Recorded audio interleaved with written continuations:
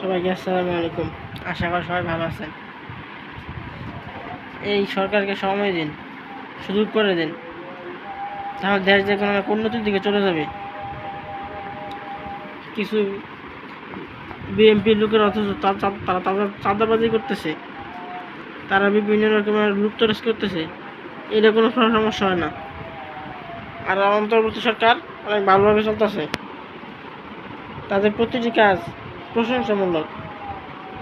Law and order একটু ভুল আছে, কিন্তু সব ঠিক হয়ে যাবে আস্তে আস্তে। 15 বছরের জঞ্জাল কি এই 7 মাসে সম্ভব হবে? তা সম্ভব হবে না। তাই এই অন্তর্বর্তী সরকারকে সময় দিন।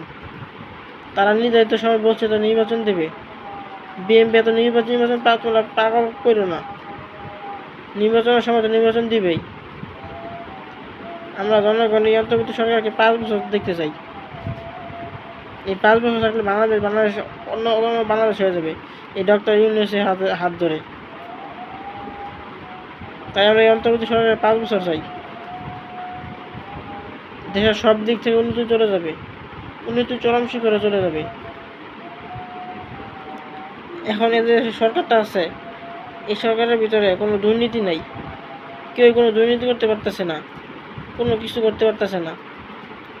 অথচ অন্য কোনো সরকার হলে, রাজনৈতিক সরকার হলে যদি আসে, তা আমাদের দেশটা আবার সেই আগের মতো করে ফেলবে। বিশেষ করে আমাদের এই রেমিটেন্স যোদ্ধারা যে কষ্ট করে তাদের টাকা পয়সাগুলো আমাদের ব্যাংকে বাংলাদেশে পাঠাচ্ছে, আমাদের অর্থনীতিকে চাঙ্গা করে রাখছে।